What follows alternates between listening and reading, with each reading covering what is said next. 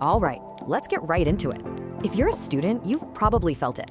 That feeling when the deadlines are piling up, exams are just around the corner, and you just feel completely overwhelmed. It's a huge part of academic life, for sure, but it absolutely doesn't have to be your whole story. Does that sound familiar? I mean, really, who hasn't felt that way? Like you're putting in so much effort just to keep your head above the surface, just to stay afloat. It's such a common feeling because, honestly, it captures that constant pressure perfectly. And if you feel this way, you are definitely not alone. But here's the thing, and this is the really good news. That feeling isn't just random. It's actually part of a cycle, a system. And once you can see the system for what it is, you can start to find the levers to change it. This isn't about you failing. It's about learning a new way to handle the pressure that puts you back in the driver's seat. So just imagine for a second, what if you had a tool, a simple way to actually see and manage all that pressure? Something that could shift that feeling from just treading water to actually, swimming with a clear direction.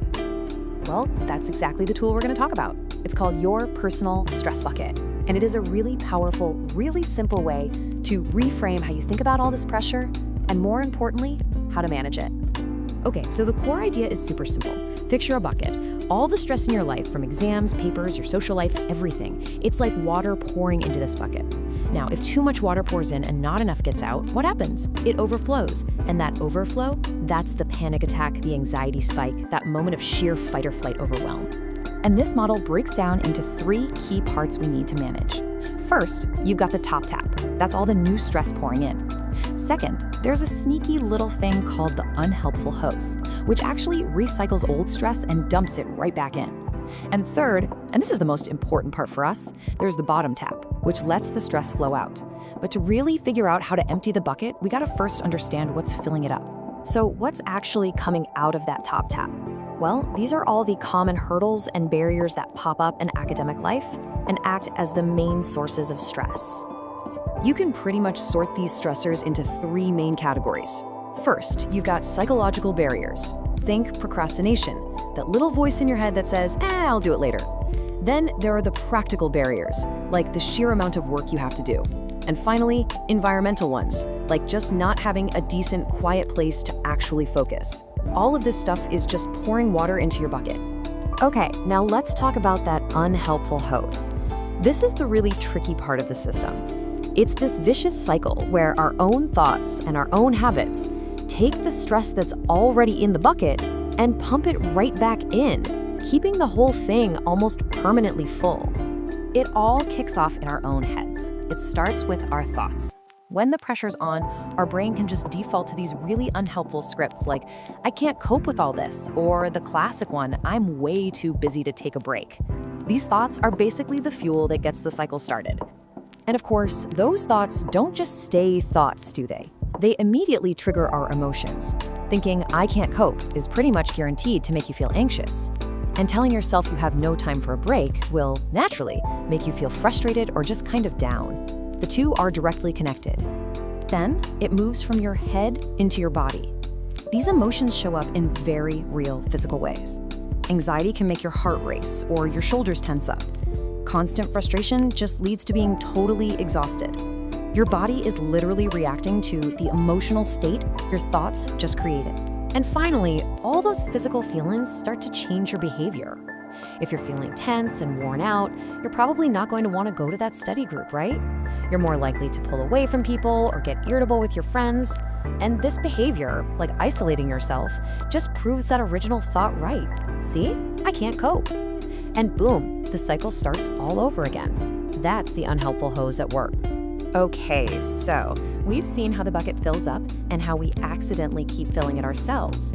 So the million-dollar question is, how do we stop it? Well, we focus on the part we have the most control over, opening that bottom tap and letting the stress drain out. These are your helpful coping strategies. Today, we're going to focus on 3 of the most powerful, practical tools you have for draining that bucket. Getting a handle on your sleep, practicing mindful eating, and using some super simple relaxation tricks you can do literally anywhere. Let's start with sleep. And look, this is so much more than just not feeling tired. Sleep is when your brain actually does the heavy lifting for your studies. It's when it locks in memories and processes what you've learned. But that busy brain, the one that's spinning with worry about exams, that's the single biggest thing that gets in the way. So how do you fix it? With good old sleep hygiene. First, practice what's called stimulus control. This just means your bed is for sleeping, period. No doing homework in bed. This trains your brain to associate your bed with rest. Also, try to keep your study space in your room pretty tidy. A calm environment helps create a calm mind.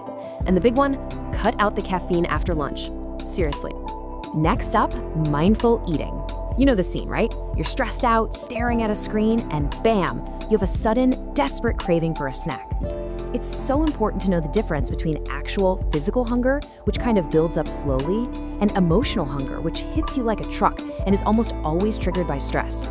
So here's a super simple 3-step trick to handle it. The next time that sudden craving hits, first, just delay. Don't grab the snack right away, just wait a few minutes. Second, distract yourself. Get up, do a quick stretch, text a friend back.